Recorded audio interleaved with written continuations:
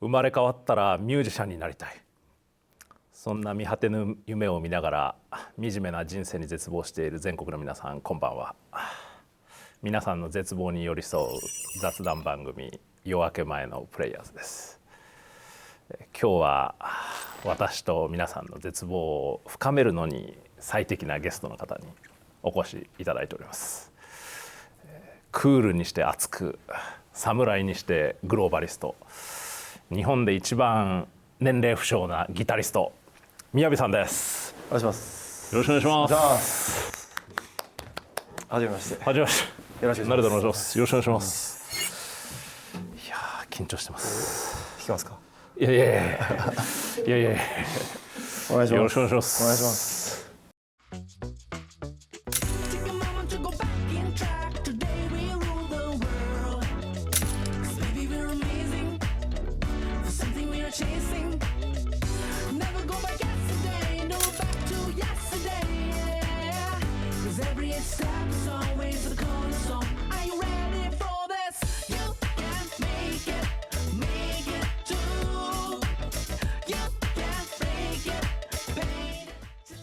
宮部さん、はい。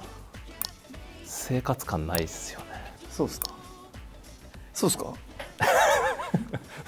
ないですよね。ないですか。いやだから普段どんな生活されてるんだろうなと思って。いや普通っすよ。意外に普通結構旅することが多いので、はい、結構時差ボケはい、で時差ボケで結構ぐるぐるしてますけど、まあ基本は音楽やって、まあ俳優業やって、はい、まあファッションの方もやらせてもらってるんで、あとはもう子育てもしてるんで、まあ、朝キッズ起こして、はい、トレーニングして日本語を教えてやってますね。朝のルーティンみたいなのあるんですか。ありますあります。起きるとどうされるんですか。まず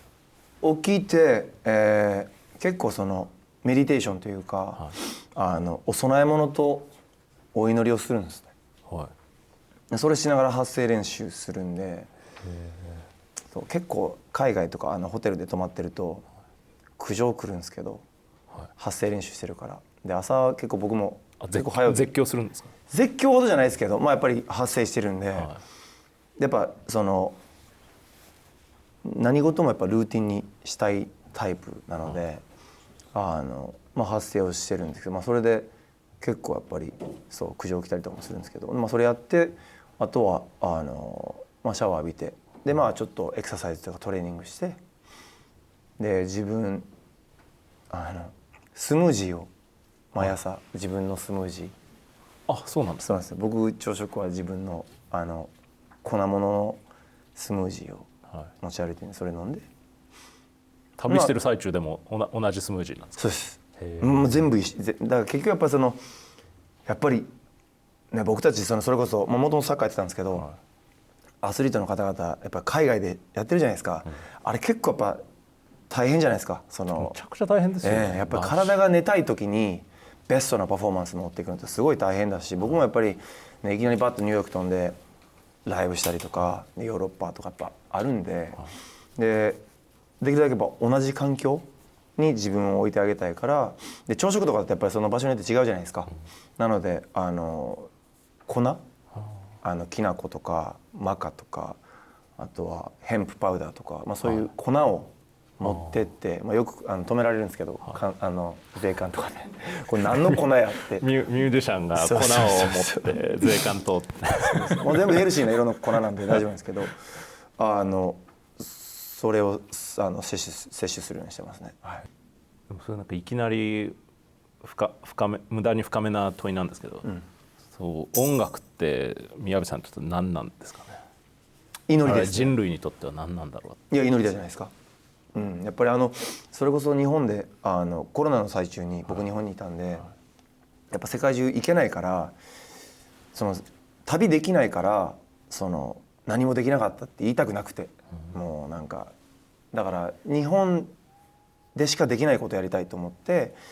清水寺さんでライブさせてもらったんですね。で、まあ、そこの住職さんとも話してて、で去年も当時さんでやらせてもらったりとかいろんなところでやるんですけど、やっぱり歌ってる時ってなんだろうな、祈ってる時とか、あとはある種セックスしてる時に近い脳波が出てるんじゃないかなって思うんですね。でやっぱりその、ね、言葉だけだと伝わらないことも音に乗せてたったら伝わるっていう、これ多分いろんなお祈りのそのなんだろう、般若心経とかあるじゃないですか。なんか僕はそこに近いのかな。やっぱ音のそのフリケンシー、その周波数がその自分たちのチャクラとか、なんかそういったものをこう開けてくれる、要素があると信じてますし、そういった部分で僕は音楽歌うっていうことは祈りにすごく近しいなと感じながらやってますね。いやしかもたくさんの人がそれで同時につながるじゃないですか。そうですね。それがもう魔法だなと思って。そうなんですよね。さっきその祈りとかセックスみたいなことをおっしゃいましたけど、なんか1000人が祈りで分かりやすくつながるみたいなことはあんまりなさそうだし、1000人が同時にセックスするみたいなこともあんまないじゃないですか。だけど音楽の場合ってそこにいる何千何万の人がなんか一つの生命体になるみたいな感じがあるじゃないですか。それは僕その今本当にいろんなテクノロジーが発達、僕もやっぱりそれこそマイスペースの時代からやってて、でそれで世界中にファンベースが増えたんですね。もう YouTube とかの前に。で今 AI が出てきて、いろんな音楽の作り方、TikTok とかやっぱメディアが変わるとやっぱ音楽の聴かれ方も変わるから、僕たちもやっぱりアプローチの仕方が変わるんですね。だけどやっぱり地面がやってた時代に比べてやっぱスピーカーがある。スピーカーがあるからやっぱりよりたくさんの人とよりたくさんの人に音を届けることができる。でこれから先は本当にもうみんながヘッドフォンして会場で音聞くとか、それこそコロナの時もたくさんやらせてもらいましたけど、そのリモートで本当に会場にいるような感覚ができる。多分結構先だと思うんですけど。でももう100万人が同時接続するリモートライブとか出てきてるわけですね。出てきますね。ただやっぱりもう本当にコロナ中めっちゃライブやって、そのリモートそのバーチャルライブをやっぱりまだテクノロジーが追いついてないというか、やっぱり匂いとか温度とか、あとはライブとかってやっぱそのライブの会場に誰と行ったかとか、その後なんかどこに行ったかとか、なんか何会話したとか、そこだと思うんで、やっぱ匂いとか息とか汗とかすごい大事です。あとはそのやっぱ音響のクオリティ、やっぱりね、リモートだとやっぱりこれで聞かじゃないですか、 iPhone で。そのピンポンって宅配便来たらやっぱりその世界に入れないじゃないですか。やっぱまだ時間はかかるかなと思うんですけど、とにかくそのテクノロジーの発達とともにやっぱり自分たちのつながり方っていうのは確実に変わってきてるし、音楽もそれこそサブスク、ね、Spotify でもそうだし、今普通にもアップロードしたらすぐ地球の裏側の人たちが聴けるわけじゃないですか。それはすごくやっぱりなんだろうな、人として音楽自体がスーパーパワーだけど、そのスーパーパワーをもっと大きく、できる可能性をテクノロジーにはすごく感じてますし、そこはやっぱり音楽家としてやっぱり寄り添ってというか正しい使い方をしていきたいなと思いますね。だから人間の五感をジャックするみたいなことが、ライブ会場を使わなくてもできますね。できる可能性がだってもうこれ出てきたでしょ、ね、ゴーグル出てきたらもうどんどんね進むんじゃないかなと思いますけどね。この間たまたま坂本龍一さんの「鏡」っていうデジタルライブを見に行ったんですよ、ロンドンで。で客がゴーグルつけて、この何もない普通の部屋で突然起きるライブなんですよ。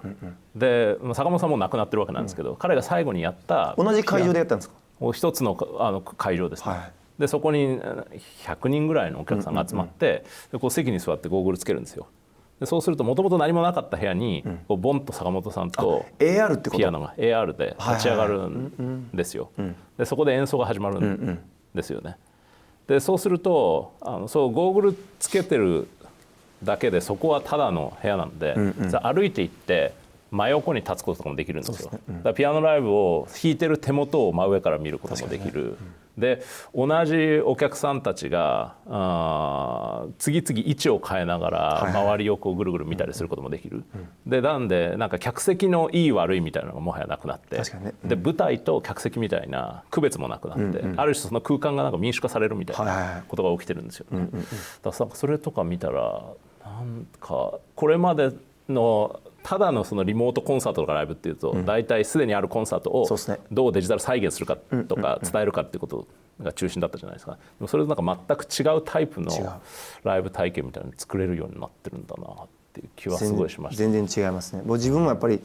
普通にもうそれこそコロナでそのツアーがキャンセルになったその当日に、初日にもう自宅から配信ライブにしたんですね。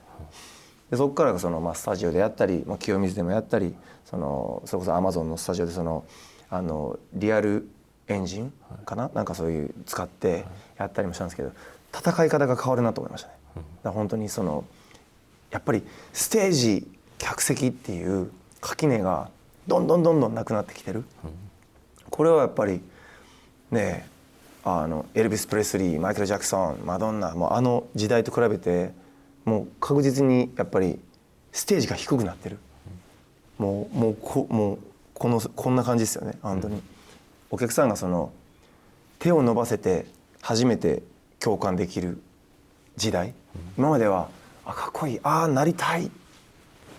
さっきも言ってましたけどミュージシャンになりたい、今だからミュージシャンになりたい人そんないんのかなと思いますよね。見上げる偶像っていうよりむしろ隣に座ってる友達みたいな感覚でどんどん近づいてますよね。それはやっぱりテクノロジーが発達してもう情報が当たり前に入ってくるようになったから、コンテンツの価値も変わってきた。かっこいいものとか完璧なものじゃなくなってきて、もっとだから、くだらなくても面白かったり共感を得たりするようなものの方がやっぱり再生数高いじゃないですか。そこはすごくやっぱ戦い方がどんどん変わってきてるなって感じますよね。しかもミュージシャンが不老不死になっていくんだろうなって。そういやだって普通にトゥーパックとかコーチェラでねホログラムでやったりとか、そうなってくるとカタログ、ビジネス、要するに今ももう実際起きてるんですけど、実際大御所、昨日もちょうど俺コンプレックスの布袋寅泰さんと吉川晃司さんのライブ見に行ったの、すごくかっこよかったんですけど、やっぱ再結成ライブがなんだろうな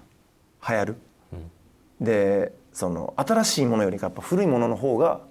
なんかなんだろうな、もちろんみんな結局音楽ってやっぱ自分の記憶とか思い出と結びついて残るじゃないですか。やっぱそういったものの価値がすごく高まっていくというか、新しいものが、正直ちょっと生まれにくくなるというよりかは残りにくくなる時代になるのかなっていうのはすごいちょっと感じてますね。そうですね。だって古くてもう歴史になってるものがリアルにもう一度立ち上がった時に一番驚きがありますもんね。だから正直音楽っていう意味では、それこそ僕はその時代生まれたかったな、その時代にミュージシャンとして70年代60年代70年代80年代ミュージシャンとして生きてたかったなってすっげえ思うんですね。すげえ思う。もうそれは音楽が売れた時代っていうのもあるけど、それ以上にやっぱり音楽っていう市場がまだ未開拓の地だったっていう。これ多分 AI とかSNS とかも一緒だと思うんですけど、やっぱり一個文化が生まれたら、例えば音楽なんかもう白鍵盤黒鍵盤決まってるわけじゃないですか。インドとか行ったら鍵盤と鍵盤の間の音もありますけど、やっぱりドレミはもう一回使えないんですよね。ドレミもう一回使っちゃったら著作権で訴えられちゃうから、やっぱドミレにしないといけなかったりする。だからどんどん複雑になっていくんですよね。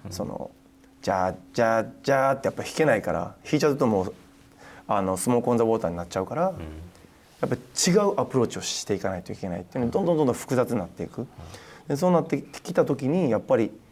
なんだろうな、新しいものっていうのの定義っていうのがどんどん変わっていく、生まれにくくなっていく、全然ゼロじゃないですけどね。そういった意味で昔のもう本当にもう SNS もなかった時代、携帯もなかった時代にやっぱりロックしてた時代に生まれてたらどうだったんだろうなっていうのは思いますよね。もっと音楽は単純で野生のものだった時代に、ないものねだりだし、今だからこそ、それこそだからその時代の人たちはお前らいいよなって、それこそインターネットで発信して世界中回って、やっぱり日本のアーティストって大体やっぱりインポートって、それこそ坂本さんとかは YMO とかで言ってましたけど、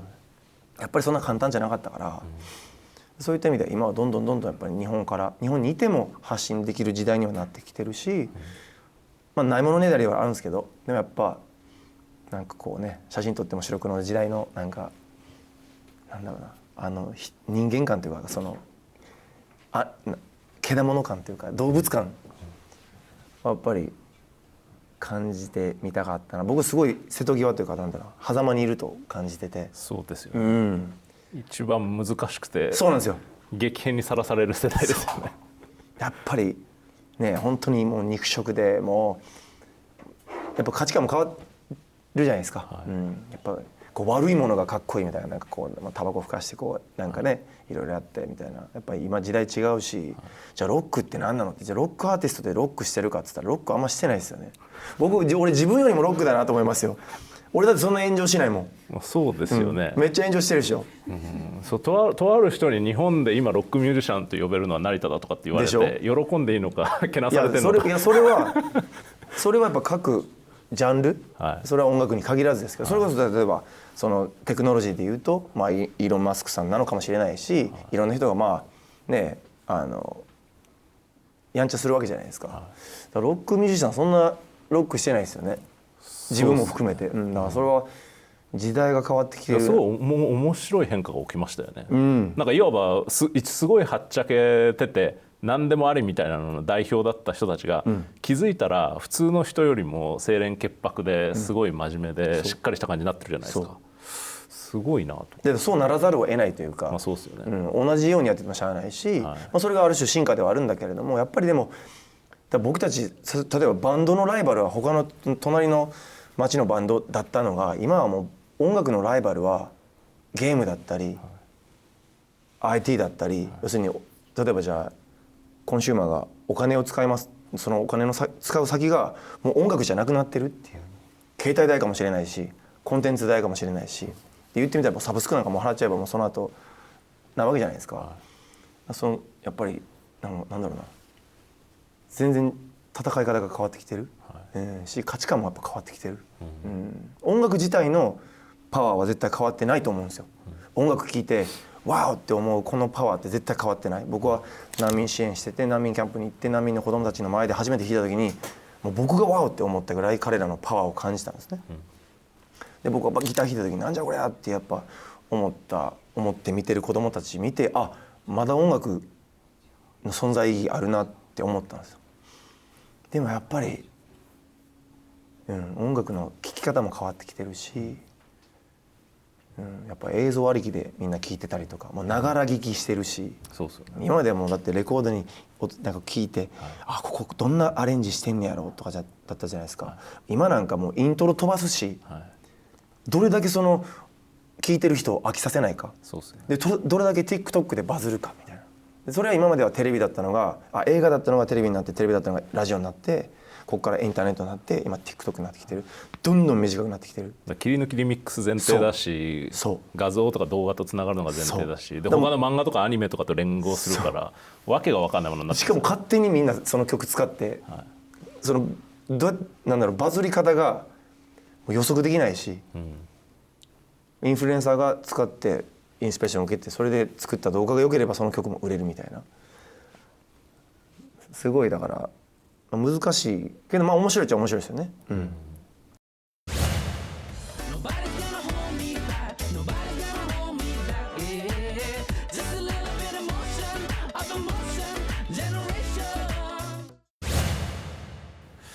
ちなみに今日スタッフの人からなんかこんなことを言われてまして、なんかすごいなんかギター弾きたいってでギター今日なんか披露してくれるんでしょ。いやスタッフのそれはもう悪意に見せていじめですね。このなんか弾かれたことあるんですか。棒読みいやないんですよ。どうぞ。先月ながら音楽ど素人の私にギターのいろはを教えていただけますか。いや別に無理しなくていいですけど、全然でもいや今日はぜひギターをお持ちいただいたということで、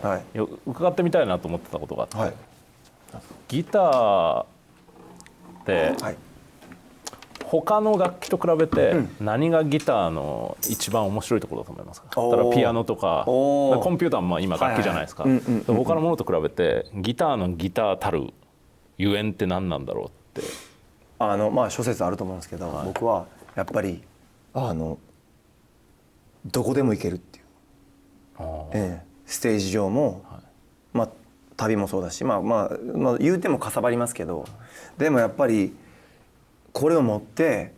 目の前にいるオーディエンスのところまで走っていけるし、一緒になってロックすることができるって、これは多分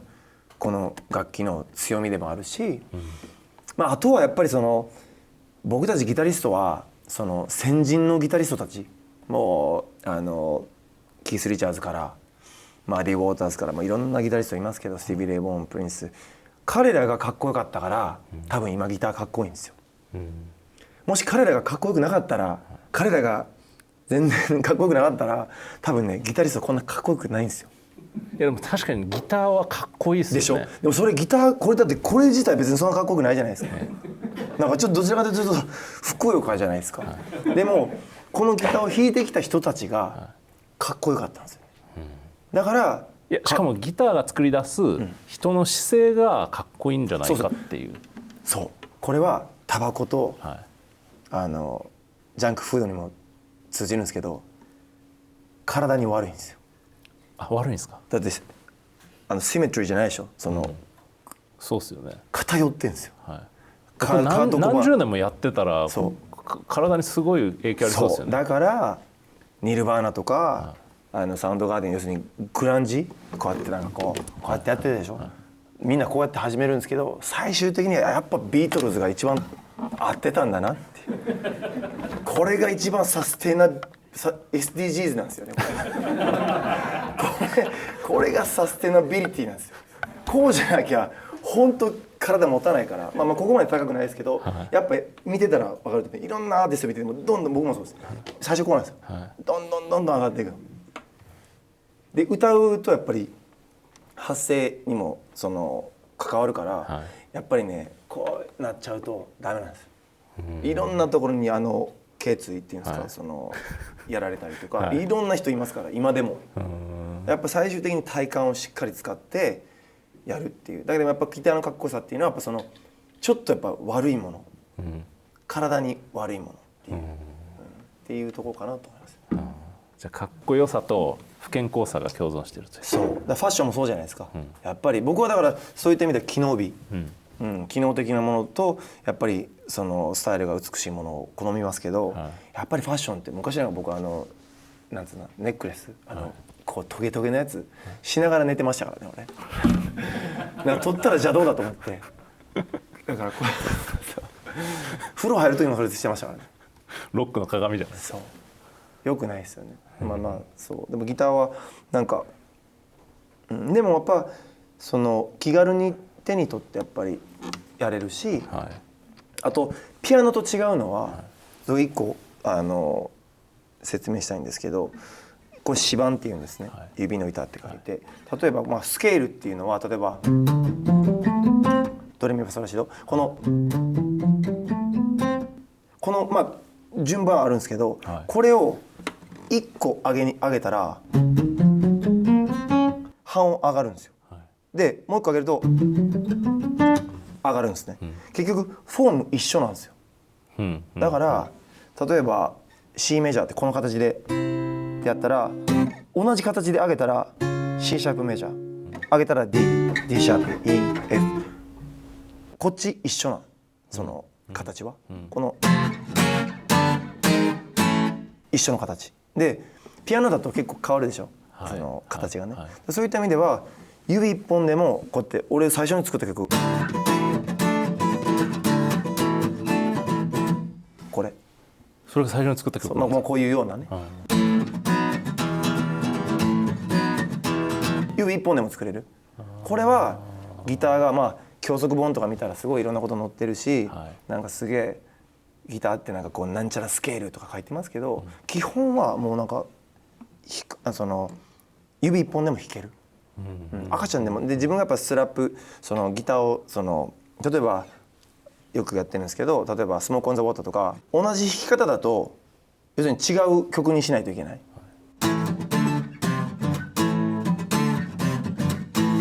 同じキーだけどちょっと違うみたいな。でも同じフレーズでも違う弾き方だったら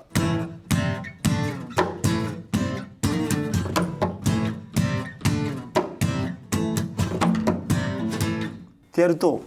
ちょっと違うその今のってここで弾いてるんですか？ここっすね。そうそうそう。まあ、とにかくなんかそのなんだろうな、同じ一つの文化が生まれて、多分これ IT もそうだし、音楽のジャンルのが特にそう、パンクが出た時、ヒップホップが出た時、ジャズが出た時とか、もともと最初ってすっげえシンプルなんですよ。だけどやっぱどんどんマイルス・デイビスがいて、ウィントン・マリサリスとかどんどん複雑になっていく、パンクも3コードだったのがなんかすごい複雑になっていくみたいな、そこでやっぱりそのなんだろうな、大元の部分っていうのはやっぱりその違う発明をしないといけないと思って、まあ、こういうストラップし始めたんですけど、でもこれっていうのはすごくなんだろう、赤ちゃんでもできる、なんかこうベースのチョッパー奏法にインスピレーションを受けて。スラップってのはどういう意味ですか？引っ叩く。知ってるでしょ、知ってるでしょ。そのスラップでいいのかな？そのスラップ、そうそう、そのスラップ、スラップ、そうそうスラップな。普通はまあピック使ってこうやるんだけど、これをでスラップするっていう。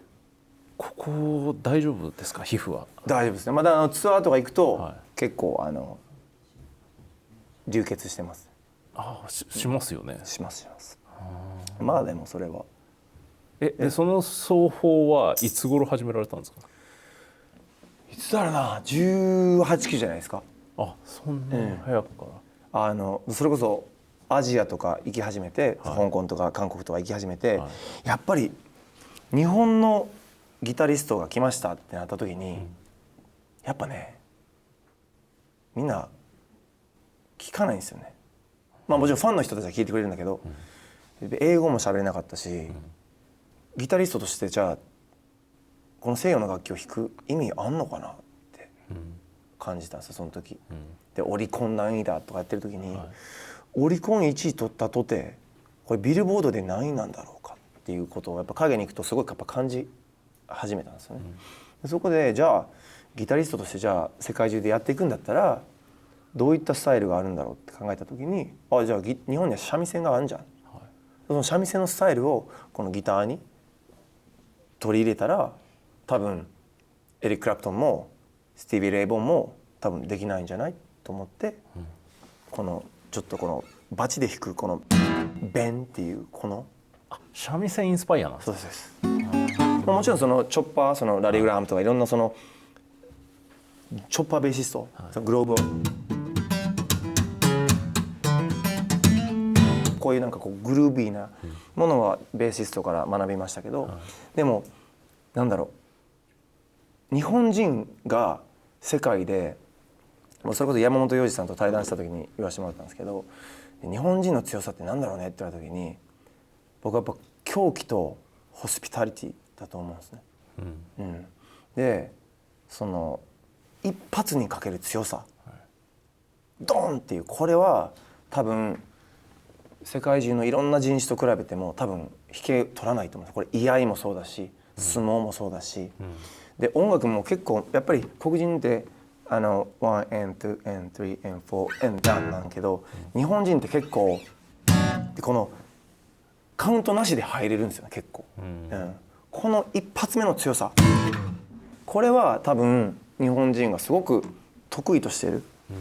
サステイナブルじゃないかもしれないけど、この最初の衝撃っ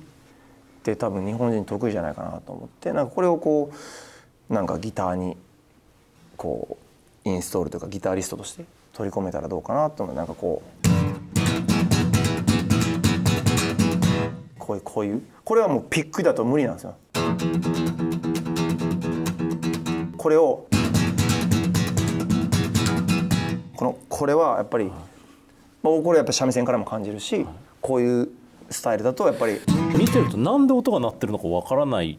ような見え方しますね。俺もあんま分かってないんですけどそれここでこすってるんですか？いや当ててるんです。そうだから一本だけでやると、例えば普通ピックだと、それは分かりますよね。これを要するにこう当てちゃうと止まるじゃないですか、要するに振動だから、その振動を起こすための衝撃を横からじゃなくて上から当てて、その振動が始まり出す前に抑えちゃう前に離してる。そうだから抑えちゃったらってなるんだけど、だから今いやだからただ触って話してるように見えますよね、見てると。なんか俺も分かんないやってみます。いやいやいやいやもう一本持ってきたんいやいやいやでいや数十年後の音楽の姿みたいなの想像されることありますか？あんま想像したくないですけど、機械が人間が感動するものを作れるようになる時代は来ると思います。4号の3フレットをあ、ちょっとこれ硬っ